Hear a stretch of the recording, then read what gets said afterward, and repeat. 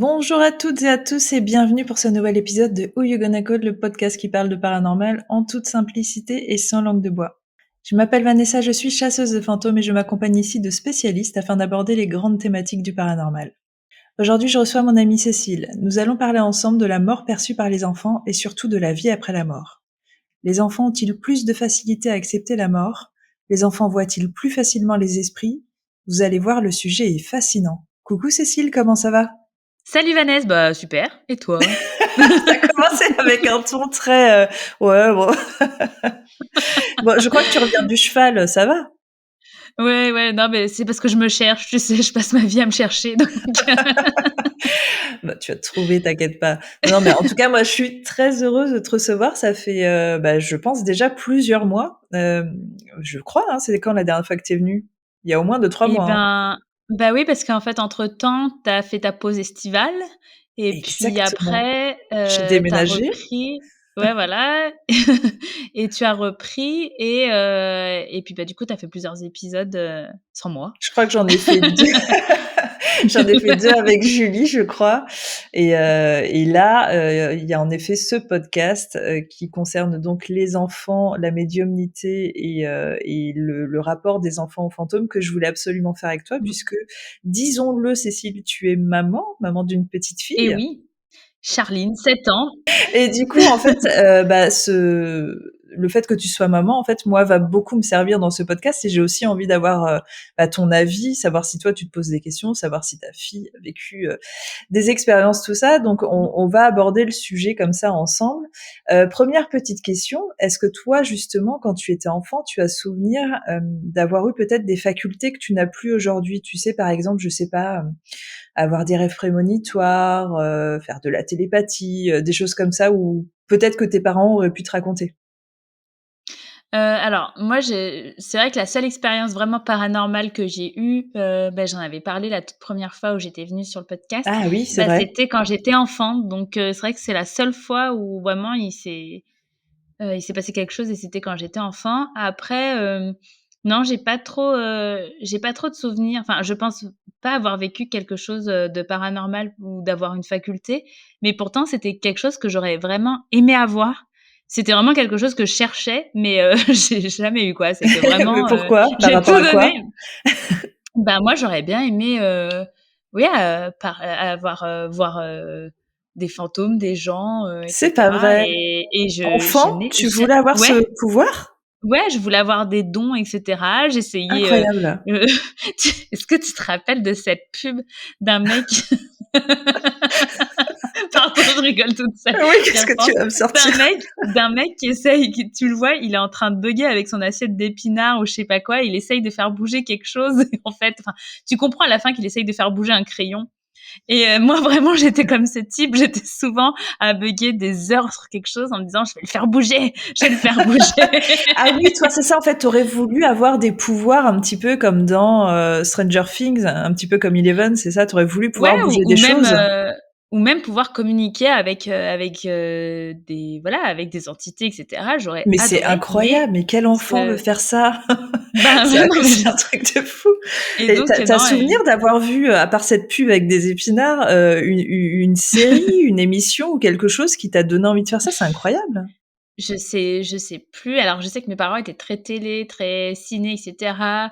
Heu, peut-être qu'il y a eu tu sais, on regardait énormément Code Quantum, alors même si c'était un Ouais. hologramme, peut-être que voilà, j'avais envie d'avoir un copain comme Hal. Mon père regardait énormément X-Files Ah à bah, voilà. l'époque. Mmh. Ouais, donc Donc je sais pas trop, mais en tout cas tu es aussi une enfant de mystère, toi? Tu as vu les c'est émissions ça. mystères? Ouais. Oui, oui, un petit peu mais du coup, ouais, j'aurais rêvé de voir, des aliens, des machins, des trucs et j'ai jamais rien Incroyable. vu et ça a été le drame de ma Alors vie, quoi. qu'aujourd'hui ma vie depuis, alors on est d'accord que, aujourd'hui, c'est quelque chose qui te fait extrêmement peur? Ça me fait peur, mais en fait, je pense que du coup, peut-être le fait d'en avoir jamais vu, ça a créé une angoisse parce que je m'étais dit que ça se trouve, tu sais, c'est comme quand tu commences un sport jeune, un truc, Ouais. heu un truc, du quand tu fais du ski très jeune, bah, après quand tu es adulte, tu skis, tu fais pas gaffe, quoi. Et bah, moi, par exemple, j'ai jamais skié et enfin, jamais trop skié petite. Donc maintenant, tu me mets sur des skis, la seule chose à laquelle je pense, c'est, je vais me péter Oui, une jambe. l'accident. Oui, oui, du coup, ça te Ouais, fait tu peur. vois? Mmh.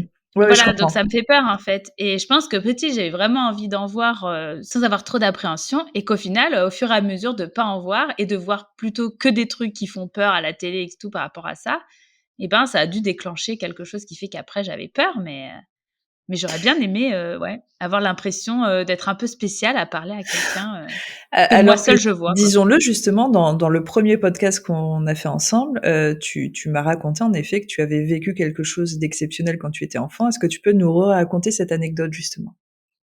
Alors en fait, j'étais, dans mon lit, et en Mmh mh. fait, comme, beaucoup d'enfants, j'ai peur du noir, et donc en fait, ce que ma mère, faisait, c'est qu'elle nous laissait, la porte entrouverte avec le couloir allumé, et pendant qu'eux regardaient la télé, et cetera, et en fait, il m'a semblé voir une sorte d'énorme main, en pouce, like, Ouais. et qui ensuite, se met en dislike, quoi. Tu vois? Et voilà, et c'est la seule expérience que j'ai eue et qui, ouais, c'est vrai, qui m'a fait peur. Alors c'est vrai que depuis, du coup, j'ai un peu peur, de ce que je peux voir dans le noir, mais comment dire? Il y a pas on se dit que les fantômes, c'est pas forcément que dans le noir qu'on pourrait les voir, tu vois, par exemple? Et Oui, moi, tout la à fait. journée, j'aurais bien aimé, voir, quelqu'un, Peut-être que tu en as heu, vu, tu sais, moi je dis souvent les fantômes, en fait, on a peut-être. cette idée, qu'ils sont transparents, tout ce qu'on voit dans les films et dans les séries, mais en fait, souvent, c'est des humains comme toi et moi. Enfin, en tout cas, en Mmh. apparence. Ça se trouve, tu déjà passé à côté de certains, on le sait pas forcément, en fait. Donc Peut-être, ouais. OK, donc Cécile, petite, rêvait de parler avec les fantômes, c'est fou. C'est Oui, mais fascinant. alors pas un fantôme qui faisait peur, je voyais pas ça franchement, voilà, mais c'est vrai que, de voir quelqu'un que toi seul peux voir un peu, et j'avais même essayé d'avoir un ami imaginaire, mais j'ai même pas réussi à en avoir. Pas assez d'imagination. Non, je le voyais pas. J'étais voilà. Alors, on va y revenir après parce que le sujet des enfants imaginaires est très important justement dans cette conception des enfants justement qui peuvent voir les esprits, qui peuvent avoir des communications. Et du coup, il y a aussi tout un sujet autour des amis imaginaires qui sont très compliqués comme sujet, surtout pour les parents, à traiter en fait. Les parents ne savent jamais trop comment se comporter face à un enfant qui dit avoir un ami imaginaire. Et du coup, je vais aborder ce sujet juste après. Alors écoute, moi j'ai grandi, je pense que je l'ai dit à plusieurs reprises et il me semble aussi en avoir parlé avec toi, au sein d'une famille qui très tôt m'a raconté des histoires de fantômes vécues, dans leur enfance, dans leur maison, en Lorraine, et ça m'a très, très Mmh. rapidement traumatisée. Donc crois-moi que, je n'avais pas les mêmes envies que toi de pouvoir communiquer avec les esprits parce que j'en avais affreusement peur.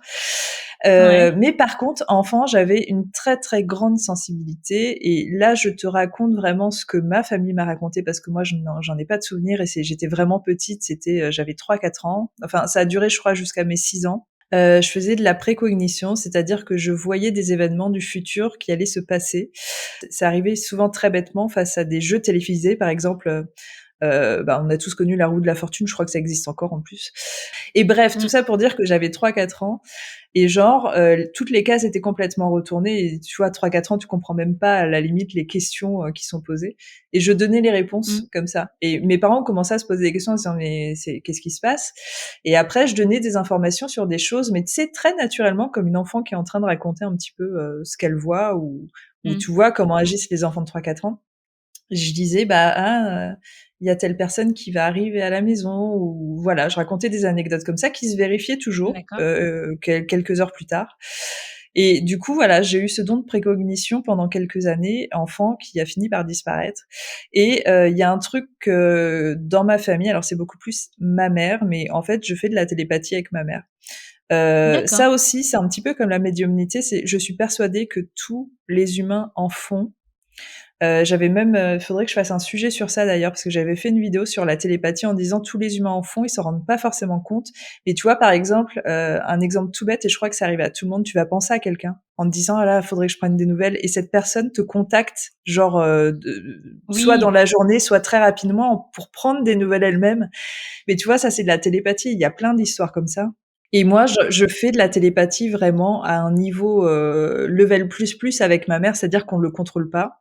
Mais, elle a surtout le pouvoir, de télépathe. Elle lit vraiment dans mes pensées. Alors c'est un peu chiant parce que je C'est pense ouf. qu'elle lit pas toutes mes pensées, mais genre toutes mes envies, elle arrive à les anticiper et elle sait quand je vais mal, elle sait tout ça parce que moi je suis quelqu'un qui voyage beaucoup, même si je suis très Mmh. proche de ma famille. Et puis je suis pas quelqu'un qui parle forcément de moi quand j'ai des problèmes tout ça et ma mère le sait toujours. Après, il y a peut-être des mères qui vont se reconnaître, toi entre autres, et qui vont. Il y a peut-être aussi cet instinct maternel, mais je pense qu'il y a aussi beaucoup dans ce fameux instinct maternel. Je pense qu'il y a aussi beaucoup de télépathie, beaucoup de, tu vois, d'arriver à pouvoir se connecter avec son enfant et à savoir quand il va mal, savoir tout ça. Tu Je pense confirmes? que c'est pas quelque chose de si évident. Non, non, je pense qu'au contraire, c'est quelque chose, d'assez exceptionnel que vous avez parce que enfin, moi, je sais que, ça a jamais enfin, par exemple, je sais qu'au collège, j'étais quelqu'un qui était très mal dans sa peau et cetera. Du coup, c'est vrai que je me vengeais un peu sur mes parents Ok. et quelques années après, on en a parlé avec ma mère. Elle me disait: «Tu étais odieuse quand tu étais ado» et Ouais. cetera et je lui disais: «Mais, en fait, je pense que tu enfin, tu sais peut-être pas, mais quand j'étais au collège, j'étais très mal dans ma peau, j'étais pas bien avec les autres élèves». Et elle me disait: «Ah mais non, mais jamais je m'en serais aperçue» et cetera. Ou enfin, tu vois? Ou comme, par exemple, plein de D'accord. gamines, des fois, qui sont anorexiques ou des trucs comme ça et les parents le remarquent jamais. Tu sais? Donc je Oui, pense c'est qu'en fait, vrai. c'est pas tous les parents qui ont ça. Donc je pense que c'est un Oui, lien peut-être, assez oui, c'est vrai exceptionnel que que vous c'est, avez, ta mère et toi. peut-être, en effet. C'est vrai que j'arrive pas trop à me rendre compte, mais je me disais qu'en effet, c'était peut-être normal aussi. J'ai l'impression que tu des mères, elles ont vraiment cet instinct. Bah, en fait, ce que tu es en train de raconter, ça me fait penser à une anecdote justement pour te montrer à quel point ma mère, elle fait une grosse, beaucoup de télépathie. Alors moi, j'étais comme toi, ado, très étrangement. C'est-à-dire, je suis très proche de ma famille. Par contre, j'ai eu une crise d'adolescence assez violente et à un point où Mmh. vraiment à 16 ans, je faisais ce que je voulais de ma vie. Pourtant, j'avais des parents qui essayaient de s'imposer, mais si j'avais envie de sortir, en fait, je partais et je rentrais dans la nuit. Enfin, c'était affreux. J'avais vraiment aucun respect de Génial. personne. Ouais, super, l'enfant qu'on aime. Et et je me souviens encore aujourd'hui cette vision en fait. On habitait en HLM et quand je rentrais en pleine nuit comme ça, je voyais toujours en fait quand j'approchais le bâtiment, le rideau de la fenêtre de ma mère s'ouvrir, ma mère apparaître et moi je me disais mais c'est un truc de fou en fait parce que c'était genre en pleine nuit et ça arrivait genre très régulièrement pendant des années, genre Mmh. tout le temps. À chaque fois que je rentrais dans la nuit, tout le temps au moment où j'approchais du bâtiment, elle ouvrait le rideau, je la voyais et elle refermait le rideau. Et on n'en parlait pas à l'époque parce que j'étais en crise d'ado et que j'avais pas envie de savoir, mais dans ma tête, en fait, j'étais là, mais elle reste éveillée toute la nuit, elle est folle, en fait. Et Ouais. comme une bonne adolescente en crise qui respecte rien, une fois de plus. Et plusieurs années plus tard, on en a parlé, mais d'ailleurs très récemment, parce qu'on parlait justement du fait qu'elle fait de la télépathie, tout ça. Et je lui disais: «Mais tu te souviens quand j'étais ado, tu restais, toute la nuit éveillée pour attendre que je rentre, c'est horrible et tout machin». Elle me fait: «Ah non, pas du tout». Alors déjà elle a déconstruit un mythe, tu sais que je m'étais Calme-toi. fait de la mère. Non, elle me disait: «Non, non, je m'en foutais». Elle fait: «Moi, j'allais me coucher». Elle fait: «Par contre, ce qui se passait», elle fait, «À un moment, je me réveillais en sursaut dans la nuit et je savais que tu étais en train de rentrer, j'allais à la fenêtre». Et tu te rends compte le truc de fou? C'est-à-dire qu'au moment où j'étais en Ouais. train d'approcher le bâtiment, elle, ça se connectait, à son esprit, à son cerveau, ça l'a réveillée pour qu'elle vienne vérifier à la fenêtre. Et du coup, quand elle m'a dit ça, ça m'a confirmé déjà toutes ces années où je savais, où je sais pertinemment qu'elle fait de la télépathie et c'est complètement fascinant, quoi. Ouais, c'est Donc ouf. voilà, il y a un truc aussi au sein de la famille, c'est vrai que c'est pas anodin. Peut-être qu'après, en effet, c'est des choses qui se passent de famille en famille, tu vois? Moi, Peut-être. si j'ai eu ce don de précognition, peut-être aussi c'est parce que ma mère avait une certaine sensibilité, télépathie, tout ça. Voilà. Moi, je Donc suis vraiment même pas une sang de bourbe, je suis vraiment la moldue de base. J'ai 0 pouvoir. Déjà, je suis vraiment pas née dans la bonne famille. mais tu sais on peut les travailler. C'est, Oui. tu peux travailler, ta télépathie, tout ça. Si tu veux, n'hésite pas, il est pas encore trop tard, t'inquiète pas. Bah, je vais m'y mettre. Non, mais en plus, tu sais, enfin, j'ai une copine, enfin une ancienne, collègue de Disney, qui s'est lancée dans la communication animale et du coup, en fait, elle communique avec les animaux par C'est télépathie. génial, c'est Donc je me dis, génial. si jamais tu veux faire un sujet là-dessus, si tu veux, je te filerai son contact. Elle est super forte, mais c'est énorme parce que vraiment, par exemple, elle a fait ça à mes chiens et mon cheval et elle l'a fait plusieurs fois à mon cheval et à un moment, elle me dit, dans son compte rendu, qu'elle me dit: «Bah» bon, elle parle pour le cheval du coup, enfin, elle me dit ce que le cheval lui Ouais. dit Et elle dit: «Il me dit qu'il sent que tu es de plus en plus fière de lui et il le sait». Il dit: «Il y a un mot qui revient, qui dit souvent, c'est "mon gros"». Et c'est dingue parce que c'est vrai que moi, dès qu'il fait bien, je suis là: «C'est bien mon gros!» Et C'est je vrai, l'appelle c'est mon gros et génial. souvent mon gros, je l'appelle quand je suis dessus et qu'on a fini, et qu'on a fait un truc bien, je fais: «C'est bien mon gros». Et c'est vraiment, le truc qui va avec, enfin ouais, voilà, le fait que je le félicite et je trouvais ça énorme. C'est Et c'est vrai génial. que je trouve ça incroyable de se dire qu'elle parle par télépathie parce qu'en plus elle est même pas avec lui, elle le fait avec une photo. Donc vraiment je comprends pas comment c'est possible, hein, donc voilà. Bah, ça, alors tu vois, tous les médiums apparemment arrivent en visualisant une photo à se mettre en contact avec la personne ou l'animal en effet. Alors je pourrais pas te dire non plus comment ça se passe, il faudrait que ce soit un médium qui nous explique là ce qui se passe, réellement Mmh. quand il regarde une image. Mais par contre, ces histoires de médiums qui communiquent avec des animaux, moi ça me fascine, hein. Et étrangement, tu C'est vois, incroyable. autant j'ai un petit peu de mal, avec les médiums, surtout du fait qu'ils puissent parler avec des personnes qui sont décédées parce que je te dis encore à ce stade de mes recherches, j'en suis toujours pas persuadée. Par contre, étrangement, quand je vois des médiums qui communiquent avec des animaux par télépathie, j'ai aucun mal à y croire en fait. C'est parce que pour moi, ça coule de source en fait que les animaux déjà entre eux, certes, tu vois, ils produisent des sons, ils ont tous des cris, Mmh. mais pour moi surtout, ils communiquent beaucoup par télépathie. Et d'ailleurs, j'avais un de mes profs, putain, on est en train de dériver sur la télépathie, hein, mais c'est pas grave, c'est un sujet fascinant aussi, donc ça fait partie des super pouvoirs. J'avais un de mes profs qui nous disait que en fait, lui, il est sûr à 100% que les hommes préhistoriques, vu qu'ils n'avaient pas encore très bien créé le langage, communiquaient beaucoup par télépathie. Alors beaucoup par le langage du corps, mais aussi beaucoup par télépathie, un peu comme les animaux. Et que c'est quelque chose Ouais, mais qu'on a c'est pas perdu au fil déconnant. du temps. Et c'est ce que je disais en fait en début de podcast, je disais que en fait tous les êtres humains sont doués de télépathie, mais ne le savent pas et ne l'utilisent pas forcément à bon Mmh. escient. Et c'est un truc qu'on a perdu en termes de communication, mais en le travaillant, je pense qu'on serait tous capables de pouvoir communiquer à distance entre nous, comme en tant que télépathe, quoi. En C'est tout clair. cas, communication animale, j'y crois et ça me fascine. Une fois de plus, bien évidemment, si les personnes sont honnêtes et qu'elles ont un véritable don et qu'elles l'utilisent une fois de plus pour des bonnes raisons, mais j'ai aucun de mal à y croire. Fascinant. Bah, Il y a quelques personnes, hein, en France. C'est pas aussi répandu que les médiums, qui parlent avec, les défunts, mais bah, c'est génial. la communication animale, là, c'est un truc qui a l'air de se mettre un petit peu à la mode. Après, justement, c'est pas toujours évident de trouver voilà, de faire la différence Ouais. entre les bons et les mauvais. Et là, vraiment, ma pote, elle est incroyable parce que, je veux dire, que ce soit mon chien ou mon cheval, enfin, déjà, le fait qu'elle soit capable de ressortir mon gros, alors que vraiment, Mmh. enfin, j'ai trouvé ça énorme. Et c'est vrai que du coup, bah, typiquement, parler avec les animaux, c'est un don que j'aurais trop aimé avoir petite. Et toi, tu voulais parler avec des fantômes. Ça, j'ai pas oublié. Voilà.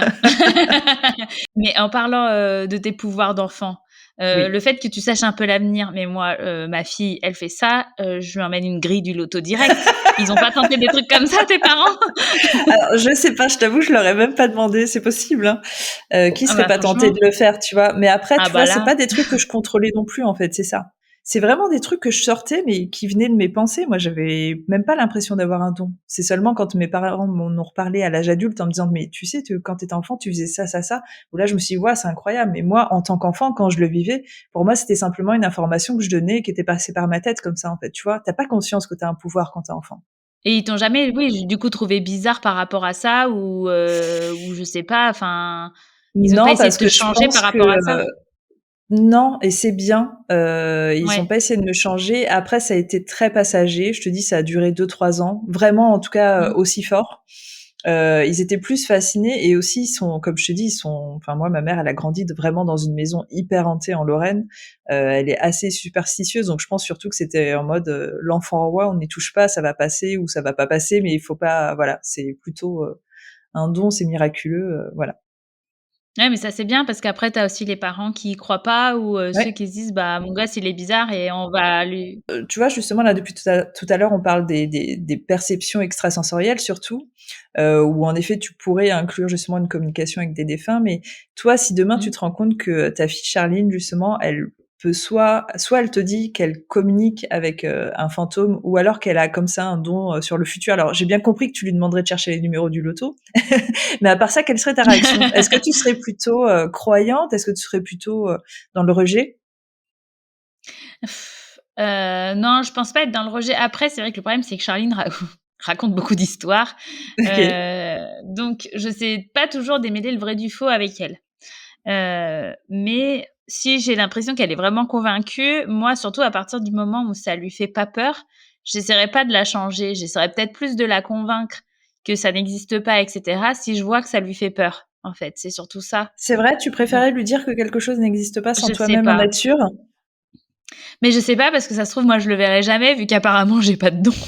En fait, je saurais pas trop quoi lui dire parce que le problème, c'est qu'elle bon, elle est pas très, très courageuse en plus, ma fille. Donc si je vois que ça lui fait peur, en fait, j'avoue, je saurais pas trop comment faire, si la rassurer et peut-être et j'aurais peur que, ouais, la seule manière de la rassurer, c'est de lui dire que ça n'existe pas vraiment, quoi. Et alors je te rassure juste sur le fait que c'est la réaction de beaucoup de parents, justement, de partir Mmh. dans le mensonge. Alors, écoute, j'ai l'impression que ce podcast tombe à pic puisque du coup, je vais pouvoir t'expliquer plein de trucs. Et il faut savoir d'ailleurs, je vais le dire là, à ce moment du podcast, que moi, dans toutes les personnes qui me contactent en privé, parce que j'ai évidemment plein de personnes qui me contactent pour m'exposer des phénomènes qui vivent chez eux, alors soit en tant qu'adultes, soit souvent avec les enfants. J'ai souvent des parents démunis en fait qui vivent des trucs un peu dark. Enfin, leurs enfants vivent des trucs un Ouais, peu dark et ils sont complètement démunis, ils savent pas quoi faire parce qu'évidemment tu vas pas voir un médecin pour dire ça et qui me ouais. demandent conseil. Et du coup, j'y reviendrai après justement pour expliquer ce que je fais moi à distance parce que je suis pas non plus médium et que c'est très compliqué aussi dans ma position, mais du fait que je m'y connaisse un petit peu à ce niveau-là, en tout cas surtout par rapport aux enfants, je donne toujours Mmh. 2-3 conseils et surtout au niveau de l'approche en fait. Donc ça, je vais l'expliquer après dans le cheminement de ce que j'ai préparé par rapport aux perceptions des enfants justement et par rapport aux défunts, par rapport à tout ça.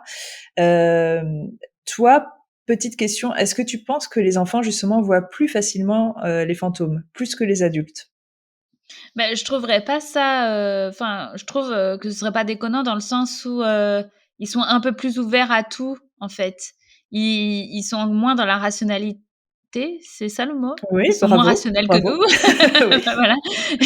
Et donc nous, si on voit quelque chose, on va tout de suite se dire, «Non, bah, c'était une ombre, c'était un truc», Ouais. enfin voilà, on va tout de suite, trouver alors qu'eux sont peut-être plus ouverts à et plus curieux et je pense que du coup, ils seraient plus à même, ouais, de voir des fantômes, de voir des fantômes ou autre chose, hein.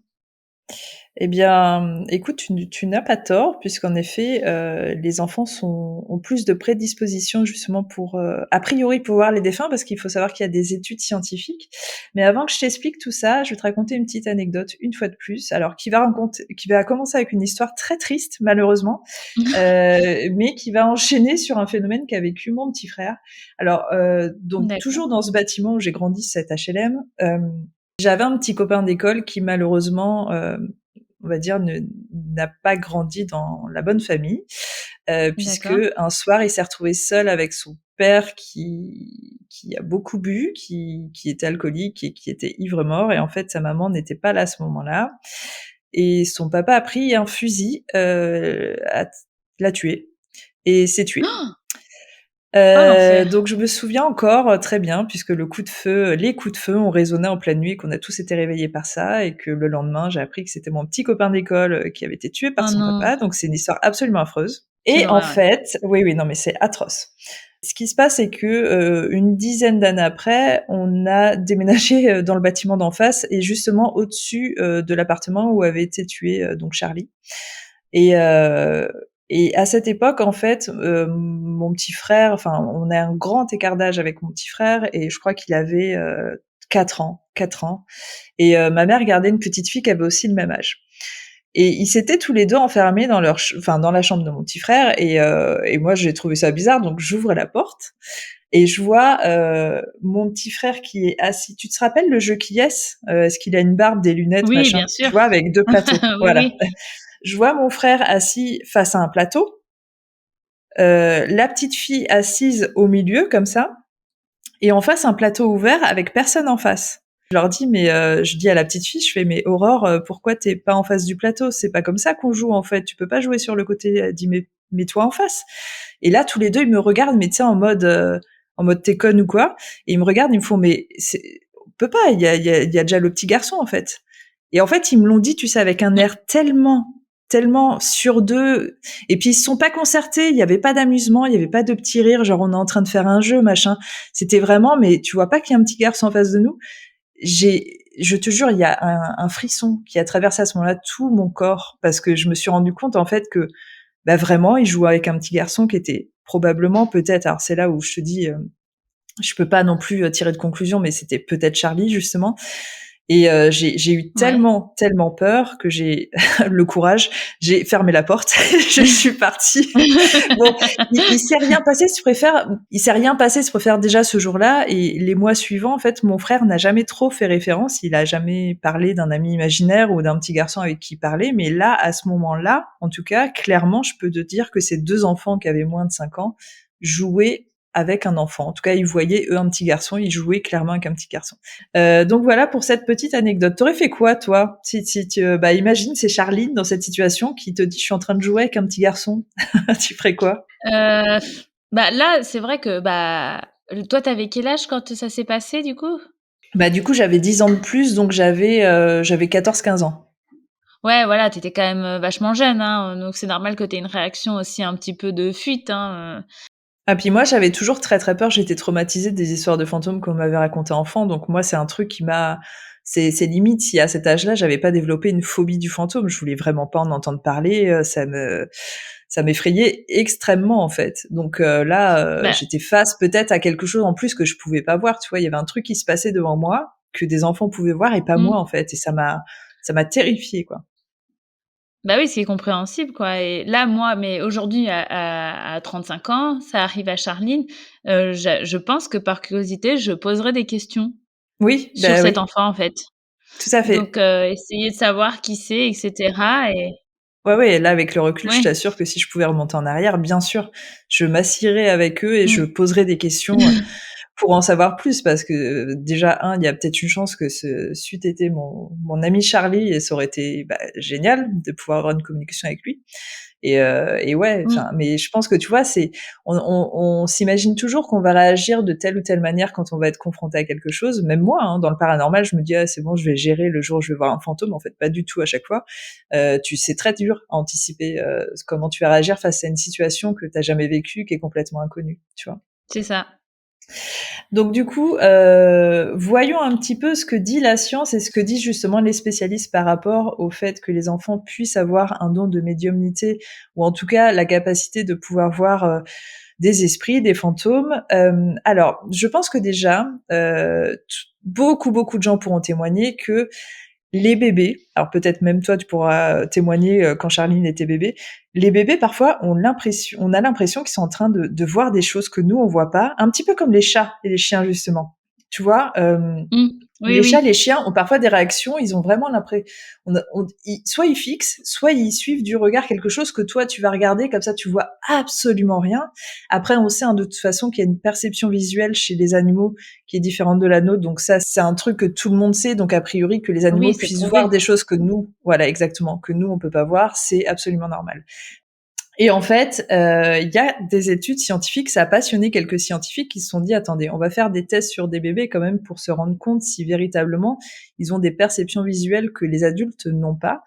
Et en effet, ils se Mmh. sont rendus compte en fait qu'à priori, alors ça s'est joué sur, c'est très compliqué parce qu'ils ont vraiment fait ça sur des bébés de moins d'un an, donc bien évidemment qu'ils ne pouvaient pas parler, donc tu vas te demander: Ouais, «Mais comment ils ont pu faire en c'est ça. fait?» C'était des tests en fait où ils ont balancé différents spectres de lumière qui n'étaient pas forcément visibles pour l'œil d'un adulte, et en fait ils se sont rendus compte que sur certains spectres, les enfants réagissaient comme s'ils voyaient quelque chose et arrivaient à le suivre du regard en fait. Et c'est là où D'accord. ils se sont dit: «D'accord, en fait, donc les bébés de moins d'un an peuvent vraiment voir certains spectres de lumière que nous, les adultes, on n'arrive plus à percevoir». On a ce même souci justement de perception auditive où, tu le sais, hein, plus on vieillit, plus on perd en audition. Et il y a des sons Mmh. en fait que les enfants et que d'ailleurs les jeunes adultes de moins de 25 ans peuvent entendre que nous, passé 25 ans, donc nous carrément là, on peut Les carrément yeux. plus entendre. Donc tu vois, en fait, il y a déjà cette histoire de capacité sensorielle absolument normale et naturelle. Là, les bébés déjà de moins d'1 an ont des capacités que nous n'avons pas. J'ai une question con parce que je me dis: «Ça se trouve, en fait, vu qu'ils ont des yeux tout neufs, ils voient peut-être très bien». Moi, en l'occurrence, je ne vois rien. Enfin, je veux dire, j'ai des lunettes, je suis, sourde à moitié d'une oreille. Est-ce que, par exemple, c'est con, mais en plus, j'ai ça depuis toute petite, j'ai une oreille qui entend pas bien et j'ai toujours eu des problèmes, de vision. Est-ce que, le fait de pas bien voir, ça pourrait jouer, sur le fait de voir, ou entendre des trucs, Alors oui, moi j'ai tendance à penser ça pour, une raison, assez bête, c'est que, en faisant des enquêtes paranormales, tu vois, en se mettant dans le noir total, on éradique un sens, très important qui est la vue. Et en fait, moi je me suis rendu compte que en retirant la vue, on développe les autres sens, en fait. Et au fur et à mesure des années, moi j'ai carrément développé une audition, mais attention, pas une audition dans la vie, une super audition quand je suis en enquête. J'entends des sons que d'autres oui. gens n'entendent pas, que peut-être dans la vie de tous les jours j'entendrai pas d'ailleurs, et que souvent ce sont des sons qui ressortent après sur les enregistrements, mais que personne d'autre n'avait entendu. Et ça, je l'ai développé au fur et à mesure des années parce que j'ai plus la vue et parce que je suis obligée de développer mes autres sens. Donc moi, je suis sûre que oui, oui. Ouais. Est-ce que tu as vu justement, la série qui est sortie récemment là sur Netflix de Flanagan, Les Sermons de minuit? Non, non, j'ai vu qu'il y Midnight était, Mass. mais comme j'étais en train de finir, Squid Game et ben, je me suis Ah! dit: «Mais Alors il faut que je tu je la vais m'y regardes. mettre». Ouais, il faut que tu t'y mettes parce Ouais, qu'elle est vraiment bien. Alors du coup, je vais te parler d'un truc. Alors je vais pas trop te spoiler. Je vais essayer de pas te dire comment ça arrive en tout cas. Il y a un moment en tout cas dans la série. Alors là, évidemment, il y a seulement les gens qui ont vu la série vont comprendre, mais c'est juste un détail. Hein, c'est rien d'important. Les personnages, je vais pas te dire comment, ont une vision différente de la vision que nous avons nous aujourd'hui en tant qu'êtres humains. Même si ce sont toujours des êtres humains dans la série. Et en fait, cette vision qu'ils ont déjà, moi, quand j'ai vu, enfin, parce que du coup, Flanagan nous apporte la vision qu'ils ont. Elle est ouais, géniale. C'est une vision, moi, que j'aimerais avoir, presque limite. Et en fait, je me suis demandé, justement, si les animaux et les bébés, et peut-être les petits-enfants, n'avaient pas cette vision-là. Une vision de un petit peu de les couleurs ne sont pas les mêmes que nous, elles sont beaucoup plus flamboyantes. On voit beaucoup plus d'aura dans le ciel, autour des objets, autour des gens, tu vois. C'est vraiment mmh. quelque chose d'hyper puissant. Je me suis demandé si dans la vraie vie, justement, en voyant cette vision-là dans la série, si les chiens, les chats n'avaient pas cette vision. Probablement, je pense, tu vois. Bah, C'est probablement des choses comme ça qu'ils voient. les chiens, c'est sûr qu'ils ont une vision assez différente de nous. Les chats sûrement, mais comme moi, c'est les chiens, mon mon kiff. Ouais, Mais qu'ils ont apparemment, ils auraient peut-être, ils verraient les couleurs, mais ce serait peut-être plus pâle que ce qu'on voit nous, dans mon souvenir. Mais après, ça change tellement ce qu'ils disent, parce qu'à un moment, on disait que les chiens voyaient en noir et blanc, mais ça a été prouvé que exact. c'est pas le cas. Mais c'est sûr qu'ils voient pas comme nous, quoi. Donc justement, par rapport à cette vision que je te disais qu'on voyait, qui était complètement belle et fascinante dans Midnight Mass, je pense en effet que les bébés, tout comme les animaux, les chiens, les chats et tous les autres animaux, ont cette capacité que nous avons perdue, qui est de voir les auras, de voir les particules, les énergies, peut-être les spectres de lumière et d'autres choses, parce qu'il y a plein de choses invisibles finalement qui nous entourent. Hein. Il faut savoir que la partie imaginaire se crée entre 2 et 6 ans. Alors, tu vois, quand tu dis que Charline a beaucoup d'imagination et qu'elle raconte beaucoup d'histoires, on va y revenir, mais en effet, peut-être qu'en tout cas, elle a bien fait son travail parce que c'est très important. Par contre, la seule chose, c'est qu'en effet, ce qui va être compliqué pour un enfant entre 2 et 6 ans, c'est que du fait qu'il soit en train de développer son imaginaire à un point que tu ne peux même pas imaginer, il n'arrive Ouais. pas encore à dissocier la réalité de l'imaginaire. C'est-à-dire que pour lui, en Ah fait, oui. s'il visualise dans sa tête un monstre sous son lit, c'est réel. Donc en fait, Ouais. c'est à la fois un danger, c'est-à-dire qu'il faut faire attention quand on dit qu'il faut faire attention à ce qu'on raconte à des petits-enfants, c'est réel en fait, parce que lui en fait il va le créer dans son imaginaire et son imaginaire c'est sa réalité. Donc il va faire des projections et ça peut créer comme ça des traumas. Mais tu vois, ce qui est intéressant malgré tout, c'est que si vous êtes parent d'un enfant qui a justement entre 2 et 6 ans et que votre enfant vous dit voir quelqu'un. Imaginons, on va faire très simple dans la maison. Mais alors, ce qui est rigolo, c'est qu'à cet âge-là, justement, les enfants, quand ils en parlent, s'ils voient quelqu'un, ils n'ont pas peur. Parce que justement, par Ouais. rapport au fait qu'ils n'arrivent pas à dissocier réalité et imaginaire, eux, moi je te dis, les fantômes ressemblent souvent à des humains. Ils sont pas effrayants. Donc en fait, un Mmh. enfant entre 2 et 6 ans qui va voir un fantôme va simplement voir un humain dans sa maison et va tenter d'interagir avec. Donc il va dire à ses parents, ah bah il y a une grand-mère dans le coin de la maison. Et là évidemment les parents vont rien voir, ça va créer une sorte de psychose. Et souvent ce qui se passe, c'est que ce sont les parents en fait qui vont créer une peur de ce que l'enfant est en train de voir, alors que lui à la base n'a pas peur.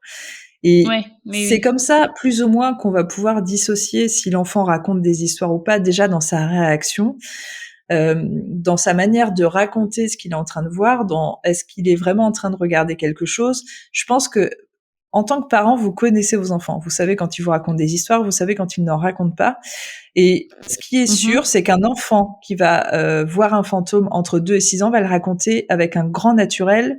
Et souvent, tant que les parents ne sont pas intervenus pour leur dire attention, les fantômes, ça fait peur, les enfants n'en ont pas peur. Ils n'ont pas peur des fantômes, ils n'ont Ouais. pas peur de toutes ces choses qui nous font peur à l'âge adulte. C'est justement après en fait que la peur va arriver à partir de 6 ans et justement à cause de ce qu'on voit à la télé, ça peut même être dans des dessins animés, dans des livres pour enfants où souvent le fantôme, malheureusement une fois de plus, est dépeint comme quelque chose qui fait soit peur, soit qui est méchant. Il y a pas beaucoup de alors je crois qu'il y a quand même quelques livres pour enfants où le fantôme est gentil, c'est genre le gentil copain, mais sinon, souvent, c'est ah mon Dieu, les fantômes, les lieux hantés, tout ça, ça fait peur.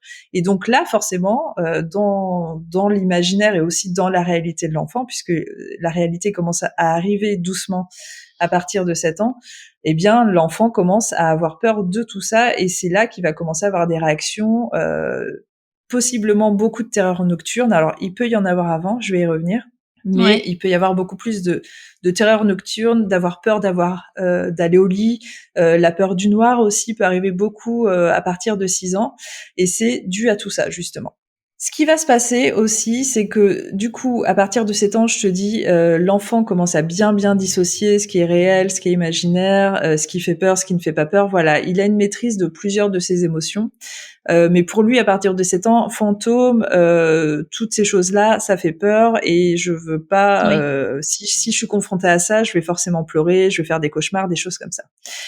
Mais aussi à 7 ans, ce qui se passe, c'est que l'enfant développe aussi le mensonge. Alors tu me racontais, toi, Charline raconte beaucoup d'histoires. Je sais pas quand est-ce que ça a commencé. Ah bah, tout un peu toujours, hein. Un peu toujours. Alors, Ouais. en tout cas, sache que l'intention de mentir commence à 7 ans. Avant ça, c'est juste que c'est une enfant qui vit très bien dans son Oui, imaginaire et je te dis qui arrive pas à dissocier ce qui est réel, ce qui est pas réel. Elle te raconte, elle, ce c'est qu'elle est en ça. train de vivre. Voilà. Après, toi, t'es dans ta réalité, du coup, tu vis pas la même chose. Maintenant, l'intention de mentir arrive à partir de 7 ans. Et c'est là où je dis, les parents, en général, savent reconnaître quand leur enfant est en train de mentir. Donc, vous saurez reconnaître si un enfant est en train de vous dire ouais là je suis en train de voir un fantôme, si c'est réel ou si c'est pas réel. Par contre, et c'est là où je disais j'allais y revenir, l'ami imaginaire très important. Si demain, alors Ouais. je vais parler pour toi, imaginons comme ça tous les parents pourront te prendre en tant que référent. Si demain Charline vient te voir et qu'elle te dit j'ai un ami imaginaire qui s'appelle, peu importe, on va l'appeler Stella, j'ai une amie imaginaire qui s'appelle Stella.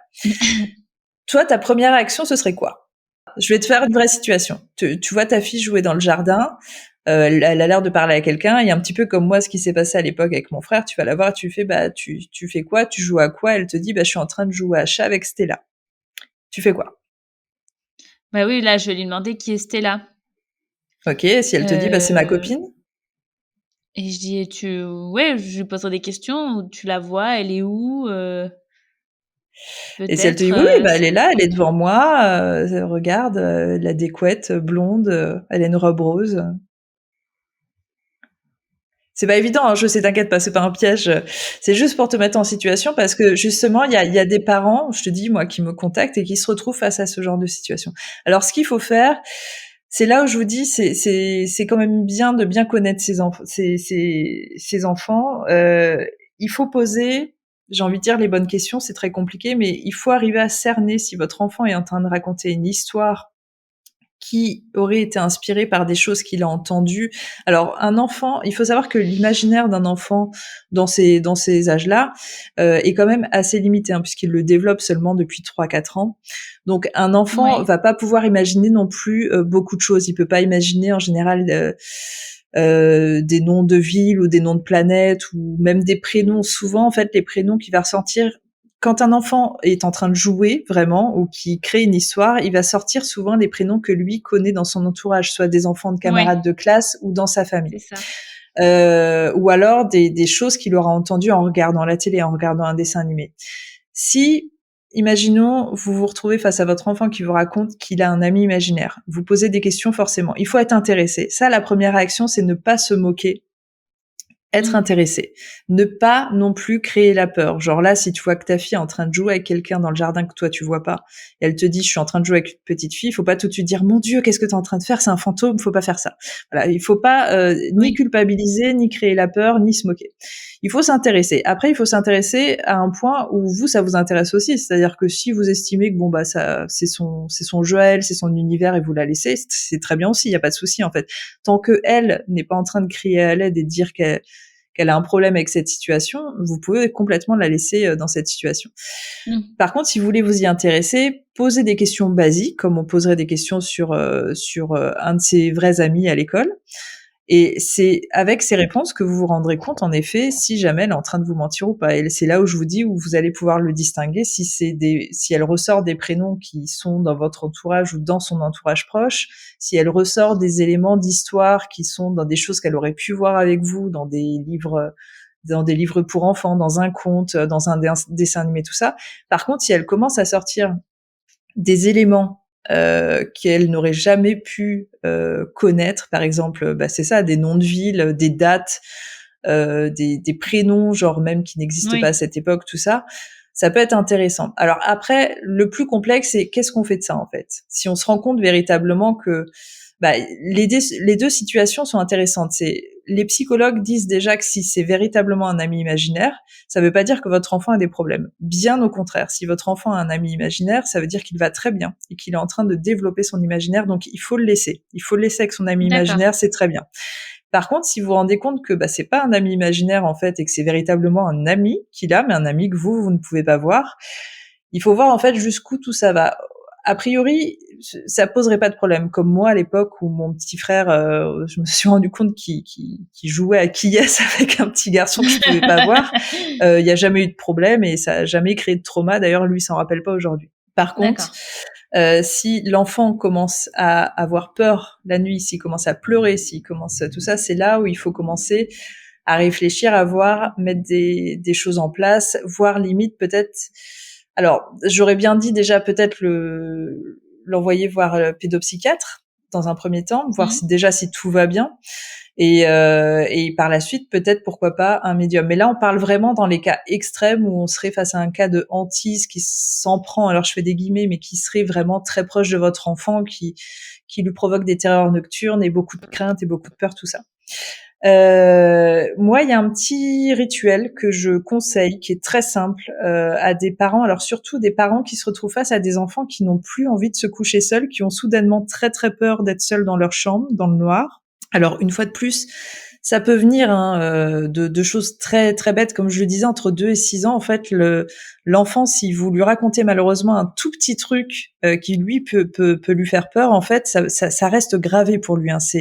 Ouais, C'est très inquiétant. Il n'arrive pas. Après, il peut plus dormir seul. Il faut vraiment faire gaffe à ce qu'on raconte à ses enfants.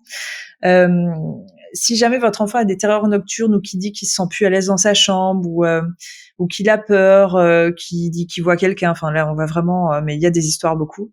Moi, ce que je conseille aux parents, c'est d'aller acheter une petite tourmaline. Alors attention, ce conseil a fonctionné avec quasiment tous les cas que j'ai utilisés. D'autres médiums, d'autres personnes qui utilisent la lithothérapie vous recommanderaient pas forcément cette pierre.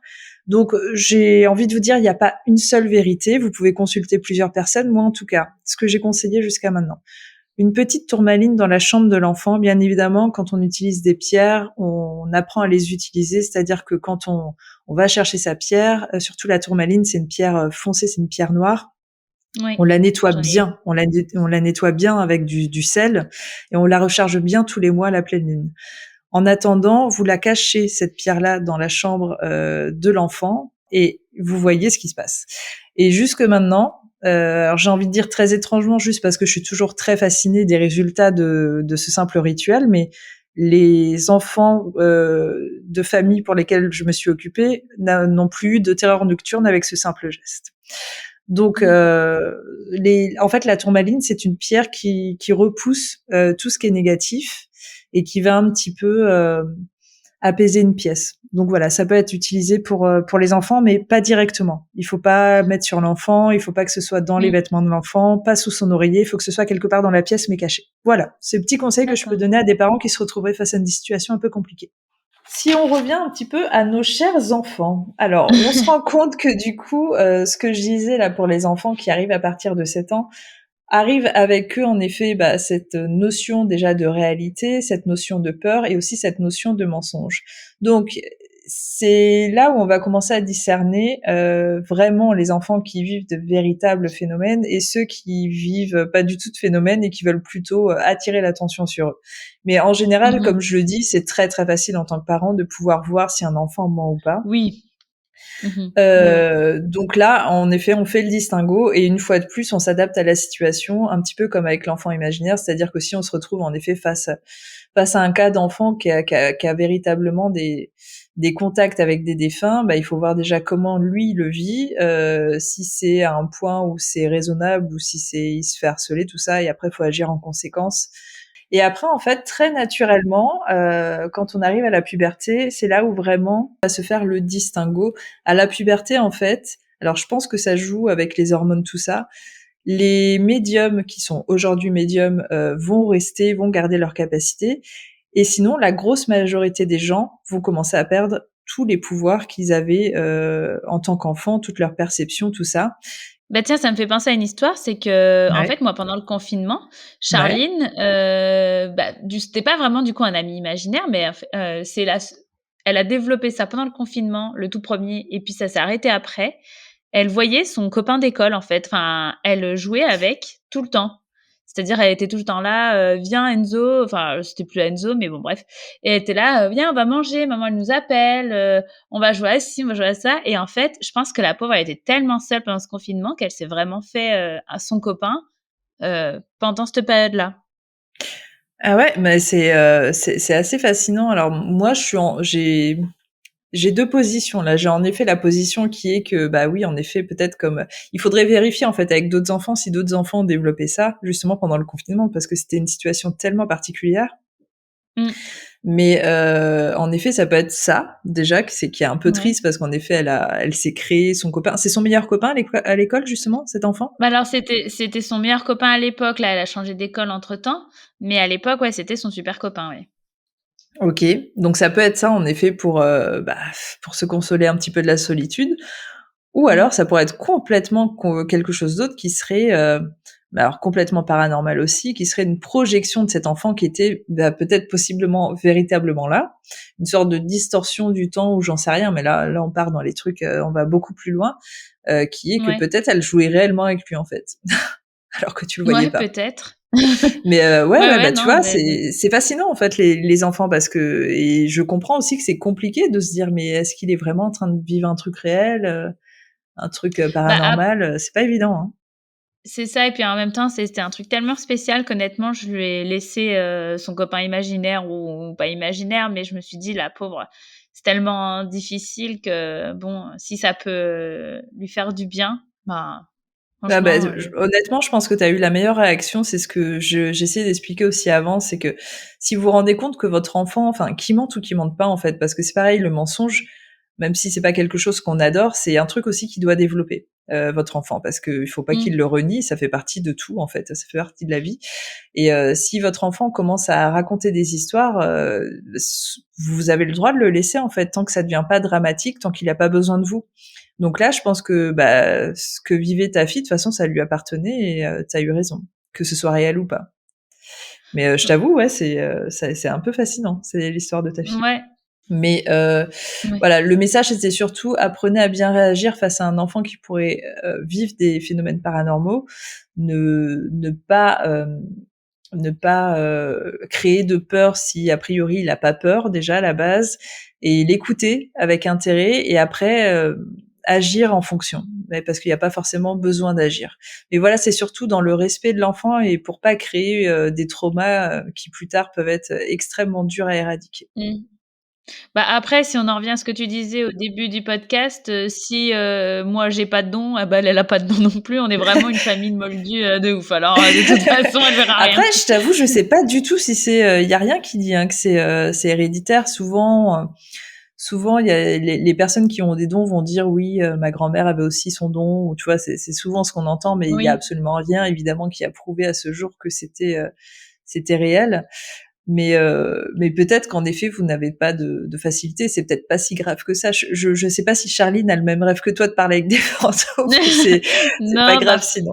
elle parle avec, elle regarde les films et elle parle avec les personnages dans les films. Elle rentre dans le film, comme elle dit. Donc voilà, Non mais elle parle c'est cool. elle parle beaucoup Mais toute seule, mais elle parle oui, pas c'est mais une elle sait enfant. qu'elle parle à des trucs faux, quoi. Ouais. C'est très bien parce que elle est, tu vois, elle est vraiment dans ce qu'on dit au niveau de l'âge. À 7 ans, elle a conscience de ce qui est réel, ce qui est imaginaire. Elle est encore bien à l'aise dans son imaginaire. Je pense que c'est une petite fille bien équilibrée, Charlie. Donc c'est très bien. Je vais te parler maintenant d'une autre catégorie d'enfants, mais ceux-là, c'est pas des enfants qu'on voudrait côtoyer. Est-ce que tu as déjà entendu parler des Black Eyed Kids, qui n'a rien à voir avec les Black Eyed Peas, les Black Eyed Kids? Bah, pas du tout. Eh ben, je pense que tu vas te dire après que tu aurais préféré ne pas en entendre parler, parce que c'est une histoire un petit peu bien flippante. En tout cas, moi, c'est une Eh bah, histoire dont j'ai entendu traumatise-moi, parler tiens. en 2010 quand j'ai commencé mes voyages aux US et que j'ai commencé D'accord. justement, tu sais, à aller voir des spécialistes du paranormal. Je me suis rendu compte aussi qu'aux États-Unis, il y avait des phénomènes dont on faisait référence, que nous en France on n'avait pas forcément, genre des crawlers, tout ça. Ils ont pas mal dans les lieux hantés, ils ont pas mal de d'entités, je veux dire entités, j'ai failli dire créatures, mais plutôt d'entités qui marchent au plafond, tu sais, un petit peu comme ça à quatre pattes, ou qui rampent un petit peu au sol. C'est Ouais. un peu, c'est genre des ombres noires qui rampent comme ça partout. Et ils appellent ça des crawlers. Et moi déjà en France, moi j'ai jamais entendu parler de ça. Et j'ai entendu parler des Black Eyed Keys. Et j'ai eu cette première réaction, c'était est-ce qu'on parle du groupe, est-ce qu'on parle du groupe de C'est ça, musique? forcément. Pas du tout. On parle des enfants qui ont des yeux noirs. J'étais là, je connais pas. D'accord. Et du coup, on m'a expliqué, et je me suis intéressée. Du coup, j'ai lu beaucoup de témoignages qui sont extrêmement flippants et qui se trouvent surtout sur Reddit. Alors, que sont les Black Eyed Keys? Alors, je vais te raconter la toute première histoire qui a été répertoriée justement sur Reddit, et tu vas vite comprendre. D'accord. Alors, déjà, il faut savoir que c'est un phénomène qui est recensé surtout aux États-Unis, Ouais. majoritairement depuis les années 80. Mais il y a vraiment une histoire qui a commencé à lancer le phénomène Black Eyed Kids, qui est sorti en 98 sur Reddit. Et donc, sur Reddit, il y a un fameux Brian qui raconte son histoire. Et il dit, voilà, aujourd'hui, j'étais dans ma voiture, j'étais arrêté devant le cinéma de ma ville. Et j'étais concentrée, je sais plus ce qu'il était en train de faire, mais il était en train de faire un truc. Et là, ça frappe à son carreau. Il lève la tête et il voit deux jeunes adolescents à son carreau avec, tu sais, des casquettes un petit peu baissées, mais qui font un sourire comme ça et qui sont vraiment devant son carreau. Et lui, il explique que déjà, face à cette scène qui, a priori, n'était pas inquiétante, il a déjà ressenti dans son corps il y avait quelque chose qui le mettait très mal à l'aise. Ouais. Et l'enfant lui fait signe de descendre de sa fenêtre, et lui, il y a un truc qui le retient. Il se dit non, j'ai pas envie. Et il se demande, il se dit mais pourquoi t'as pas envie? Enfin, je veux dire, t'es dans une petite ville où tu crains rien. C'est deux adolescents de 12 ans. Pourquoi en fait? Et l'enfant insiste, il tape sur le carreau, et puis il parle. Du coup, il dit est-ce que vous pouvez ouvrir votre fenêtre, s'il vous plaît? On a besoin d'aide. Et il ouvre juste un tout petit peu, Et il explique à ce moment-là qu'il a extrêmement peur. Et il dit, oui, qu'est-ce qu'il D'accord. y a? Et là, il y a un des 2 enfants qui prend la parole et qui dit, «Ah, excusez-nous, on voulait aller au cinéma, mais malheureusement, je me rends compte que j'ai pas mon argent. Le film va bientôt commencer. Je vois que vous êtes en voiture. Est-ce que c'est possible que vous nous emmeniez chez nous pour prendre l'argent et puis on revient au cinéma. C'est pour gagner du temps.» Et le gars, enfin, tu vois, ce que je veux dire, c'est un service pourtant très simple quand tu habites dans une petite ville. C'est un truc, je pense, tout le monde le ferait en fait. Et lui, il explique que enfin, en tout cas, il explique qu'il ne peut pas expliquer pourquoi il n'a pas du tout envie de rendre ce service à ses adolescents. Il a extrêmement peur Ouais. et qu'il craint un truc en fait. Il sait pas quoi, mais il craint un truc. Et le mec hésite, tu vois, il arrive pas non plus à dire non. Il est surtout fasciné par le charisme de cet enfant de 12 ans qui n'a pas peur de demander, qui est très insistant et il est là, il insiste, il dit allez monsieur, allez, s'il vous plaît, on a vraiment besoin d'aide, s'il vous plaît, autorisez-nous à rentrer dans la voiture, s'il vous plaît, permettez-nous de rentrer dans la voiture, en utilisant des tournures de phrases un peu comme ça, un peu flippantes. Et lui, il dit que, en fait, plus cet adolescent insiste, et plus ça le met dans le malaise, parce qu'il se dit, mais c'est fou, en fait, il perd déjà beaucoup de temps, il pourrait partir à pied, en fait, il gagnerait du temps. Puis pourquoi il insiste comme ça? Il a vraiment envie de, Ouais, il a senti qu'il voulait change de vraiment voiture, rentrer dans la quoi. voiture, tout ça fait. Et en fait, le gamin a relevé un peu la tête, et là, il a vu que le gamin avait des yeux totalement noirs. Et il s'est barré. D'accord. Brian, c'est clair, il a fait, il a fait une marche arrière, il s'est barré. D'accord. Et c'est la première histoire qui s'arrête là. Et en fait, à partir de là, sur Reddit, ça a explosé d'histoires de gens qui disaient mais c'est un truc de fou, je viens de vivre la même chose en fait. Et plus tu vas dans les histoires et plus tu te rends compte qu'elles sont flippantes. Alors c'est toujours à peu près la même histoire, c'est un, deux ou trois enfants préadolescents. Ils ont souvent en tout cas en apparence, entre 8 et 12 ans. Ils vont, D'accord. alors le plus souvent, le plus gros des témoignages, c'est ils toquent à la porte d'une maison. Il y a toujours un enfant qui va Ouais. être porte-parole et les autres, ils ne parlent pas. C'est des filles, des garçons, enfin, c'est souvent mélangé. Et en fait, ils sont un petit peu comme ces adolescents qui avaient des casquettes pour cacher leurs yeux. Souvent, ils regardent soit le sol, soit ils ont quelque chose pour cacher leurs yeux. Ils vont dire, souvent c'est le même truc, c'est on est perdu, il faudrait qu'on rentre chez vous pour pouvoir appeler nos parents. Est-ce qu'on peut rentrer? Est-ce que vous nous autorisez à rentrer chez vous, s'il vous plaît? Et souvent, en fait, ce que racontent les gens, c'est qu'ils se retrouvent face à des enfants où tu vois, toi, d'instinct, tu voudrais les aider, et que souvent, en fait, la première réaction qu'ils ont en tête, c'est je ne peux pas. C'est hors de question qu'ils rentrent. Les enfants sont très insistants, et ils ne rentrent pas. Par contre, si tu ne les autorises pas, ils n'entrent pas de force, jamais. Ils sont Par pas contre, ils violents, quoi. insistent. Ils sont pas violents. Par contre, ils sont hyper charismatiques, hyper insistants. Et à 95%, les gens, dans toutes les histoires, ont dit non. Donc, on n'avait pas la suite de l'histoire. Sauf que, Ouais. il y a quand même eu 2 cas qui ont été recensés de personnes qui ont fait rentrer ces enfants chez eux, dont une histoire, une dame qui se retrouve face à 2 adolescents cette fois, toujours dans le même contexte, avec les yeux cachés, tout ça. Et là, ils disent, voilà, on s'est perdu, il faudrait qu'on appelle nos parents, mon portable est déchargé, machin. Et la dame, elle dit d'accord, le téléphone est dans le couloir. Et en fait, elle ouvre la porte et il y en a un qui avance dans le couloir et l'autre, en fait, il court à l'étage d'en haut. Elle comprend pas pourquoi, en fait. Et l'autre essaie de la rassurer en disant non, mais il voulait aller aux toilettes. Et déjà, elle s'est dit mais comment il savait que les toilettes étaient en haut? Parce qu'en général, les toilettes dans une maison, ils sont en bas, en fait. Donc elle commence à dire ouais, c'est trop chelou, en fait. Et du coup, là, elle se retrouve face à cet enfant dans le couloir qui va pas du tout au téléphone, qui se retourne vers elle.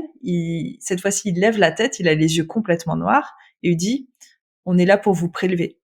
Et là, en fait, elle a évidemment le sang qui se glace. Elle est là, mais qu'est-ce qu'il est en train de se passer? Elle se Les retourne. impôts. Il y a l'autre gamin qui est derrière elle. Et genre, ils sont en train de l'encercler, qui a aussi les yeux complètement noirs. Elle arrive à les pousser, elle se barre en courant, machin. Elle va chez des amis. Les gamins, très étonnamment, ne la suivent pas. Et elle revient vraiment des heures plus tard avec des gens et la police. Les gamins ont disparu et ne reviendront pas. Et en fait, il y a une autre histoire à peu près similaire qui est qu'une personne a laissé rentrer des enfants qui avaient sorti la même chose et qui, une fois qu'ils étaient rentrés dans la maison, donc qui avait eu l'autorisation d'entrer, on dit on est là pour vous prélever. Donc c'est vraiment trop chelou. Et pareil, Bah ouais. cette autre personne avait réussi à s'enfuir. Et en fait, si tu vas faire un tour sur Reddit et que tu tapes Black Eyed Keys, tu te rends compte qu'il y a des milliers d'histoires comme ça, hyper flippantes, de gens qui se retrouvent Ouais, j'ai face à regardé des un enfants qui peu. sont pas des enfants. Ah, t'es dessus déjà? Là, ouais. Et qui sont a priori pas des enfants. Alors du coup, bien évidemment, vu que c'est Reddit, il y a eu des milliers de théories. Alors surtout, ce qui a intrigué les gens, c'est déjà le fait que ces entités, en tout cas, on va parler d'entités maintenant, euh, demandent l'autorisation pour entrer. C'est-à-dire que jamais ils ne forcent, jamais ils n'entrent dans les lieux s'ils n'ont pas l'autorisation. Et voilà, du coup, il y avait des suppositions que c'était possiblement des vampires. Surtout le fait de Ouais, dire on est là pour vous collecter, on est là pour vous prélever, c'est un petit peu bizarre en fait comme terme. ouais, carrément. Les yeux noirs. Alors après, c'est parti un petit peu comme l'histoire qu'il y a eu à l'époque avec Slenderman, c'est-à-dire que Slenderman, c'est du folklore tout simplement, et c'est Oui, vraiment parti en vrille. C'est parti en vrille au niveau des gens, c'est parti, enfin c'est n'importe quoi. Et là en fait, ce qui s'est passé, c'est qu'avec les premiers témoignages, il y a des gamins, des préadolescents qui sont achetés, parce que tu peux acheter des lentilles, tu sais, qui te font les yeux complètement noirs, et qui s'amusaient à jouer au Black Eyed Keys en fait, et qui faisaient peur aux gens. Donc est arrivé un moment en fait, on n'arrivait plus à discerner les vrais témoignages des faux. ouais. Aujourd'hui, 11 ans plus tard, on n'entend plus trop ce genre d'histoire. Genre ça a été un petit peu exactement comme Slenderman, ça a été très très à la mode. Alors est-ce que c'était du creepypasta? Je sais pas, mais en tout cas, ça a vraiment intrigué pendant plusieurs années les Américains surtout. Il y a eu beaucoup de témoignages et c'était hyper inquiétant. Il n'y a pas non plus eu après, en tout cas à la connaissance des gens, d'histoires de gens qui se sont fait soit agresser, tuer ou Ou kidnapper. tuer, ouais. Mais la situation, tu vois, a toujours été hyper inquiétante, et surtout, qui sont ces enfants, quoi? D'où ils viennent, qu'est-ce qu'ils veulent, tu vois? La seule chose qui peut dire que c'était quand même du creepypasta, c'est que je te dis, ça a un petit peu disparu. On n'entend plus trop parler de ce phénomène. Par contre, ouais, ça a intrigué beaucoup de monde, hein. Beaucoup de spécialistes en ont parlé, beaucoup de médias en ont parlé à l'époque. Alors je te dis aux États-Unis, bien sûr, mais ça a fasciné tout le monde, hein. Mais c'est vraiment les États-Unis, ils sont à fond là-dedans. Ils adorent le creepypasta, les histoires bien flippantes. Je sais pas comment ils arrivent à vivre au quotidien, hein. Ça doit être hyper angoissant, tu sais, de toutes les histoires, il y en a toujours une nouvelle, quoi. Ils ont 10 000 monstres partout. Enfin, c'est un truc de fou. Est-ce que c'est pas parce qu'ils ont tellement de tueurs en série que les mecs, ils ont besoin de se faire encore plus peur avec autre chose en se disant qu'au final, les tueurs en série, c'est pas le pire. Enfin, tu vois, je sais pas.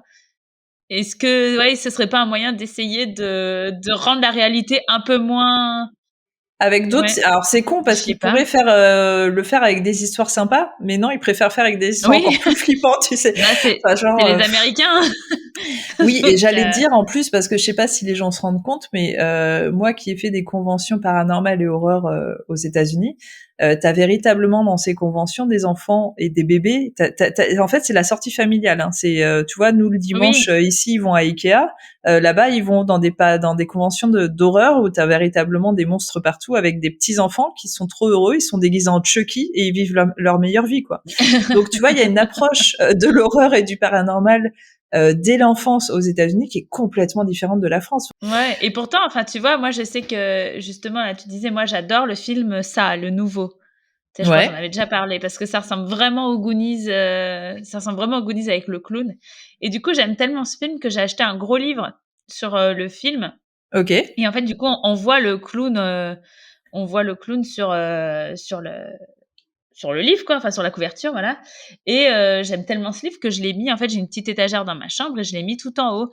Mais du coup, ouais, ma fille, elle, bah, rien que quand elle rentre dans ma chambre, elle a peur. Et des fois, je me dis, t'es une mère indigne, tu laisses ton livre avec la couverture qui fait peur et elle peut le voir. Moi, voilà, je culpabilise pour ça. Et il y en a qui les emmènent carrément dans des conventions, tu sais. Ils les Alors qu'aux déguisent en monstres et États-Unis, tout. bah oui, puis je pense que déjà ils ont Ah vu ouais, tous les putain. films d'horreur à 7 ans, quoi. Ils sont- Ah Enfin ouais, bon, non, mais c'est après, assez. après, faut pas s'étonner qu'il y ait des serial killers partout là-bas, hein. Bon, après, je suis pas certaine que regarder des films d'horreur, ça mène à l'envie de tuer Non, des non, pas gens, mais forcément. par contre, en effet, je pense qu'ils ont très très tôt un amour pour les histoires de Normalisation de, monstres. Ouais, tout à fait, ouais. les histoires de monstres, tout ce qui est creepypasta, ils sont vraiment fans, fans, fans, fans de ça. Et c'est pour ça aussi que les maisons hantées, tout ça, il y a plus d'ouverture d'esprit. Donc je pense que ouais, les histoires de monstres et de trucs de peur, Bah, c'est un c'est truc qui ça. est vraiment de chez eux, quoi, hein. C'est ça et c'est pour ça que c'est un petit peu chiant et compliqué parce que discerner le vrai du faux, c'est très, très compliqué. Là, tu vois, moi, j'aurais tendance à dire: «Allez, c'était du creepypasta», mais comme je te dis, une fois de plus, qu'est-ce qu'on en sait? Tu vois? Ouais, ouais, Mais ouais, non, c'est mais bien juste sûr. parce que je connais le phénomène, américain, je sais ce qu'ils sont capables de faire et qu'ils adorent ça. Voilà, ils sont férus de ces histoires, ils aiment tous se faire peur en permanence et mais en tout cas, moi, ça m'a bien, fait flipper pendant des années à l'époque, Ah, tu et m'étonnes. surtout quand j'allais aux États-Unis, je me disais: «Ah, c'est foutu, je vais tomber sur eux. Qu'est-ce que je fais?» Mais non, ça n'est jamais arrivé. Bon, bah, tant Et mieux. ben, écoute, voilà, on a fait le tour de ce petit, sujet très intéressant des enfants par rapport au paranormal. Est-ce que tu as quelque chose à rajouter, Cécile? Eh beh, écoute, là, comme ça, je j'ai envie de dire que non. Non, je pense que tout a été dit. Je ne crois pas avoir oublié quoi que ce soit. Est-ce qu'on a envie maintenant d'écouter peut-être les Black Eyed Peas, non? Carrément, ouais. Surtout avec la chanson de avec Shakira, tu Shut up! Avec À chaque fois que je l'écoute, je me dis: «Mais qu'est-ce qui s'est passé? je vais être À quel obligée de moment il» clôturer ce podcast avec cette chanson, hein. Oui, oui.